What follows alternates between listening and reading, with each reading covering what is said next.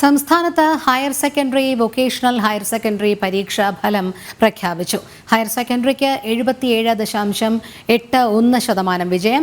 Regular വിഭാഗത്തിൽ 30,145 വിദ്യാർത്ഥികൾ എല്ലാ വിഷയങ്ങൾക്കും എ ഗ്രേഡ് നേടി.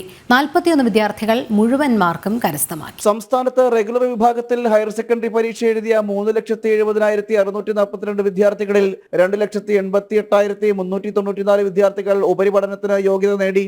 ഈ വർഷം 77.81% വിജയം. വിജയ ശതമാനത്തിൽ കഴിഞ്ഞ വർഷത്തെക്കാൾ 0.81% കുറവാണ് ഇത്തവണയുള്ളത്. 30,145 വിദ്യാർത്ഥികൾ എല്ലാ വിഷയത്തിലും എ+ നേടി. 2025 മാർച്ച് 2ാം വർഷ ഹയർ സെക്കൻഡറി പരീക്ഷയിൽ ആകെ 2002 സ്കൂളുകളിൽ നിന്ന് റെഗുലർ വിഭാഗത്തിൽ 3,70,642 പേർ പരീക്ഷ എഴുതി.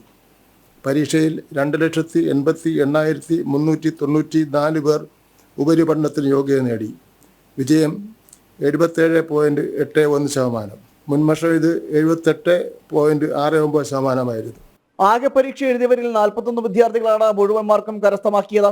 ഏറ്റവും കൂടുതൽ വിജയ ശതമാനം നേടിയ ജില്ല എറണാകുളമാണ്.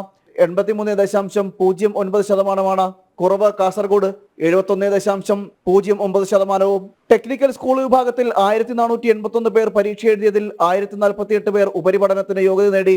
ആർട്ട് വിഭാഗത്തിൽ പരീക്ഷ എഴുതിയ 56 വിദ്യാർത്ഥികളിൽ 45 പേരാണ് ഉപരിപഠനത്തിന് യോഗ്യത നേടിയത്.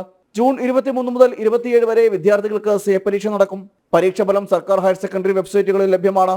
പരീക്ഷാ ഫലവുമായി ബന്ധപ്പെട്ട വ്യാജ സൈറ്റുകളും രംഗത്തുണ്ടെന്നും അവയെ കരുതിയിരിക്കണമെന്നും വിദ്യാഭ്യാസ വകുപ്പ് മുന്നറിയിപ്പ് നൽകി.